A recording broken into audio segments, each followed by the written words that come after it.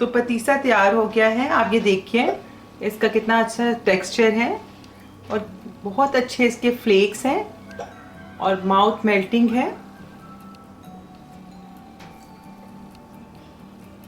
तो चलिए देखिए हमने इसे कैसे बनाया है। अस्सलाम वालेकुम।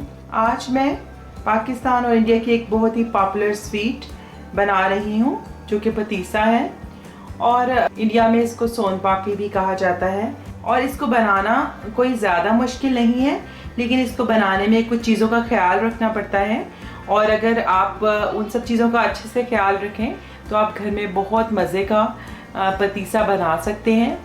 तो पहले मैं आपको इसके इंग्रेडिएंट्स बता देती हूँ और आज मैंने आपकी आसानी के लिए कुछ इसमें ऐसे इंग्रेडिएंट्स जो कि आपको आसानी से नहीं मिलते उनके बदले में एक ऐसा इंग्रेडिएंट रखा है जो कि हर जगह अवेलेबल है। तो मैं आपको बता देती हूँ कि इसके लिए कौन कौन सी चीज़ें हम इस्तेमाल कर रहे हैं।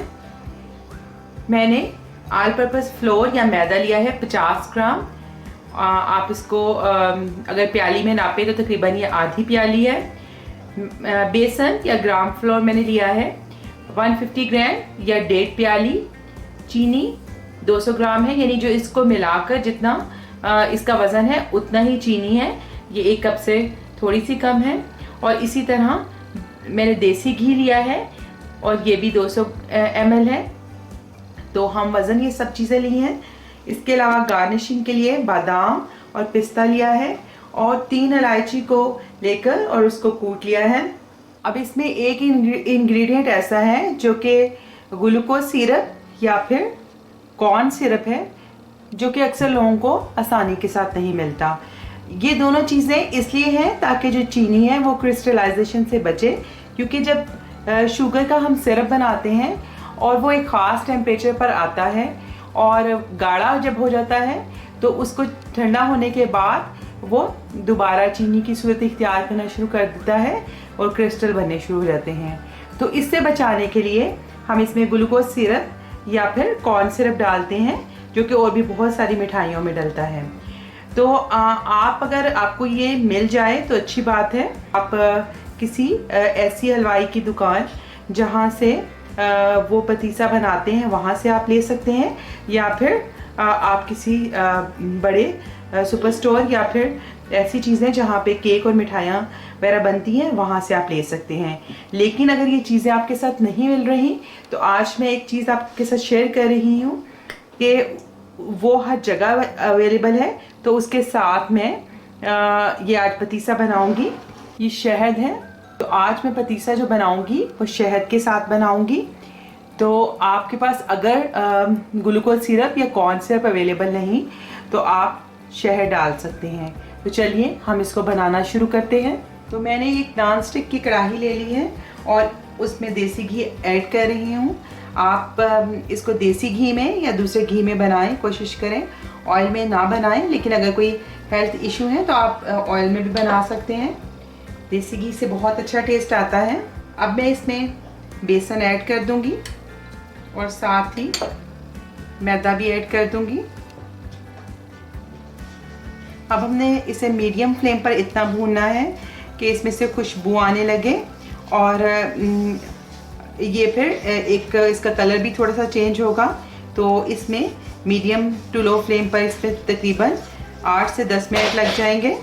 अब इसको मैं भूनते हुए मुझे 5 मिनट हो गए हैं। 5 मिनट के बाद आप देखेंगे तो इसमें एक जैसे जाल सा पड़ना शुरू हो जाएगा।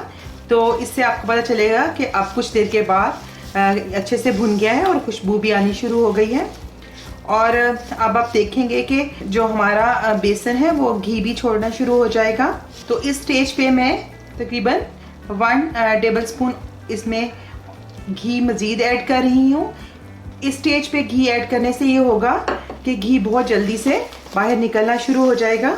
अब देखें 1 टेबल स्पून घी डालते ही बहुत जल्दी से इसने घी छोड़ दिया है। तो आप ये टिप याद रखें कि जब भी कोई आप हलवा भून रहे हों तो शुरू में सारा ऑयल ऐड ना करें। शुरू में अगर आपको लग रहा है कि ऑयल थोड़ा सा कम है, लेकिन फिर भी लो फ्लेम पे भूनें और मिडल में अगर आप घी ऐड करेंगे तो जो भी आपका हलवा है वो बहुत अच्छा बनेगा और वो फ़ौरन घी छोड़ देगा। आप देख रहे हैं कि इसमें जाल पड़ रहा है। साथ साथ ये टिप्स जो हैं वो आप लिख लें ताकि आपको मालूम हो कि कितनी देर के अंदर आपने इसको किस स्टेज के ऊपर ये भून जाएगा और आपने इसे उतारना है, और कुक नहीं करना। अब बेसन को भूनते हुए मुझे तकरीबन 8 से 9 मिनट हो गए हैं और अब इसका कलर भी चेंज हो गया है, बहुत अच्छी सी खुशबू आ रही है। और ये देखिए इसने एक पतले पेस्ट की सूरत इख्तियार कर ली है।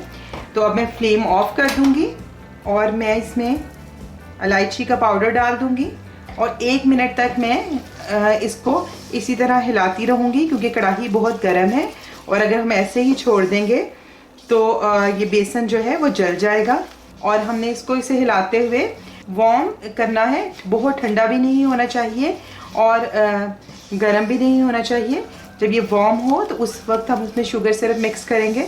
अब स्टेप 2 में हम इसका शुगर सिरप तैयार कर लेते हैं। तो उसके लिए मैं चीनी पैन में ऐड कर दूंगी और साथ आधा कप पानी ऐड कर दूंगी और चीनी को हमें इसको मिक्स होने तक पकाना है। चीनी मुकम्मल तौर पे डिज़ोल्व हो गई है तो साथ ही मैं इसमें 2 टेबलस्पून शहद ऐड कर दूंगी। 2 से 3 टेबलस्पून तक आप शहद इसमें ऐड कर सकते हैं और अब इसको हम पकने देंगे और गाढ़ा होने देंगे और इसका फ्लेम मीडियम पे रखेंगे। शुगर सिरप को पकते हुए तकरीबन 7-8 मिनट हो गए हैं। अब ये काफ़ी गाढ़ा हो गया है और अब हम इसको चेक कर लेते हैं कि इसका एक तरीका ये है कि ये तैयार होने वाला है कि नहीं। कि इसका थोड़ा सा हिस्सा लेकर हम ठंडे पानी में डालेंगे और अगर इसका एक बॉल सा बन रहा है तो इसका मतलब है कि अब ये तैयार होने वाला है। तो देखिए मैंने इसे पानी में डाला है तो ये इकट्ठा हो रहा है और कोई शेप इख्तियार कर रहा है, इसका मतलब है अब ये तैयार होने वाला है। और अभी थोड़ा सा इसमें वक्त बाकी है। जब ये सख्त हो जाएगा और कड़क हो जाएगा तो उस वक्त हमारा शुगर सिरप जो है वो बिल्कुल तैयार हो जाएगा। तो 2 मिनट हम मज़ीद इंतज़ार करते हैं। 2 मिनट बाद मज़ीद इंतज़ार करने के बाद चेक करेंगे। अब 2 से 3 मिनट मज़ीद गुजर गए हैं तो दोबारा से हम इसे चेक कर लेते हैं। तो देखिए अब बहुत गाढ़ा हो गया है और इसको मैं पानी में डाल के चेक कर लेती हूँ। तो ये फ़ौरन से सख्त हो गया है।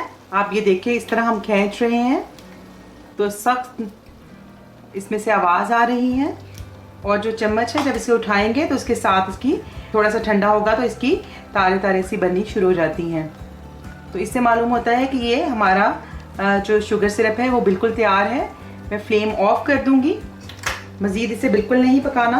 अब मैं इसको एक नॉन स्टिक बर्तन जिसके ऊपर मैंने घी पहले से लगाया है और इसको ठंडा बर्तन को कर लिया है उसमें मैं शिफ्ट कर रही हूँ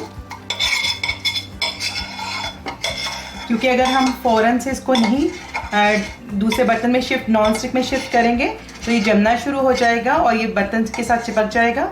और इस बर्तन में भी फ़ौरन से पानी डाल के रख देंगे ताकि ये साफ़ हो सके। तो अब मैं इसको फ़ौरन से इकट्ठा करना शुरू कर दूंगी क्योंकि नहीं तो ये दरमियान से गर्म होगा और साइडों से जम जाएगा। तो इसको हमने इकट्ठा कर लेना है बिल्कुल और थोड़ा सा ठंडा कर लेना है।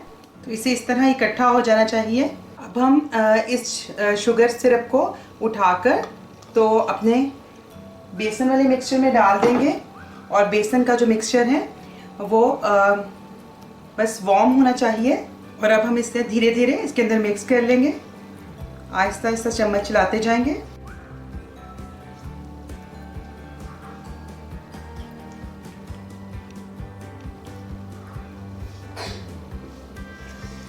तो ये मैं आहिस्ता आहिस्ता सारा शुगर का मिक्सचर जो है वो बेसन में फोल्ड करती जाऊंगी।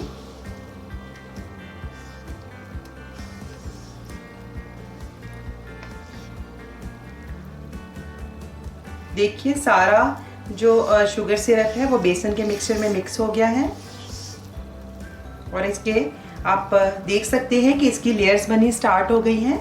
मैं क्लोजर लुक में आपको दिखाती हूँ।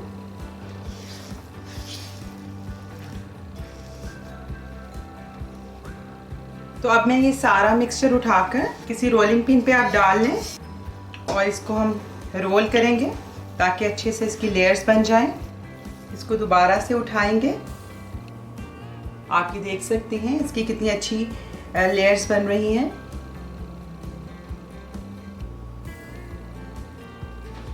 तो इसको दोबारा से रोल कर लेंगे। तो इसी तरह रोलिंग पिन के ऊपर आप थोड़ा सा बेशक ऑयल लगा दें, क्योंकि जो इसकी लेयर्स हैं वो आके चिपक रही हैं। तो इसको थोड़ी देर तक हम इसको इस तरह बेल लेंगे ताकि इसकी जो लेयर्स हैं वो खुल जाएं, और साथ साथ आप इसको शेप भी दे दें। 2-3 दफ़ा ये प्रोसेस रिपीट करें। आप देख सकते हैं कि कितना अच्छा और फ्लेकी पतीसा हमारा तैयार हो रहा है। तो अब मैं एक पैन के अंदर बादाम और पिस्ते फैला देती हूँ और इसके अंदर हम अपना पतीसा शिफ्ट कर लेंगे। तो पतीसा मैंने इस पैन में सेट कर लिया है, और अब अभी ये गर्म ही थोड़ा सा हो तो छुरी से इस पे निशान लगा लेंगे, और जब ये ठंडा हो जाएगा तो फिर इसको काटेंगे। तो मैं छुरी से पे निशान लगा रही हूँ। आप अभी से इसके फ्लेक्स देख सकते हैं, ये कितने अच्छे इसके फ्लेक्स और इसकी लेयर्स आ रही हैं। बहुत ही मज़े का पतीसा तैयार होता है, और आप सारी इसकी टिप्स एंड ट्रिक्स फॉलो करें तो बहुत ही आसान है बनाना, और जो चीज़ घर में बनाई जाए उसका मज़ा ही कुछ और है। तो मैंने अब सारे पतीसे पे निशान लगा लिया है, और अब मैं इसको ठंडा होने के लिए कम से कम आधा घंटा रख दूँगी, और उसके बाद आपको इसकी फाइनल लुक दिखाती हूँ। तो चलिए अब हम पतीसे को काट लेते हैं।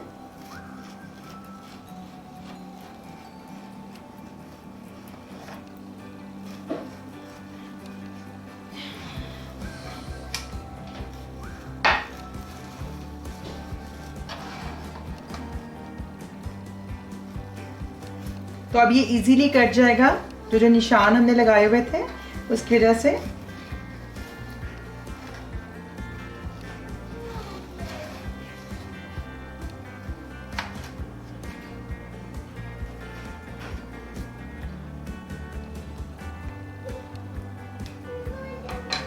आप ये देखिए कितना अच्छा हमारा फ्लेकी पतीसा तैयार हुआ है।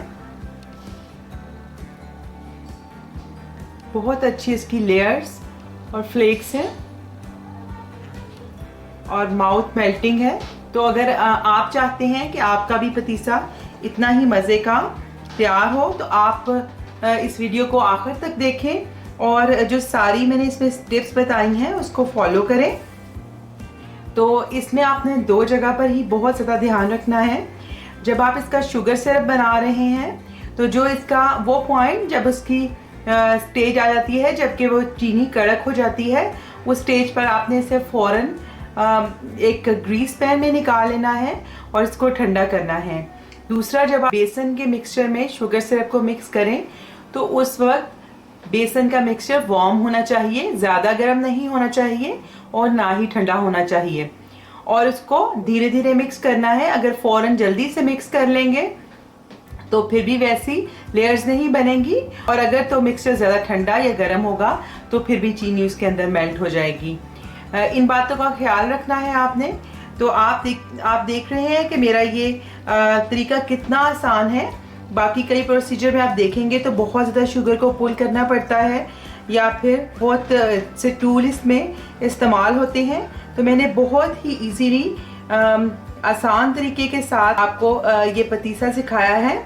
तो आप इस रेसिपी को ज़रूर ट्राई करें, और अगर आपको ये रेसिपी पसंद आती है तो इसको लाइक करें और शेयर करें। तो बहुत सारे लोगों ने इसकी फरमाइश की थी कि विदाउट कॉर्न सिरप या विदाउट ग्लूकोज सिरप पतीसा बनाएं, तो मैंने आपको आज शहद के साथ पतीसा बनाने का तरीका बताया है। उम्मीद करती हूँ कि आप इसे ट्राई करेंगे।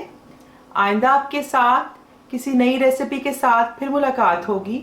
उस वक्त तक के लिए अल्लाह हाफिज़।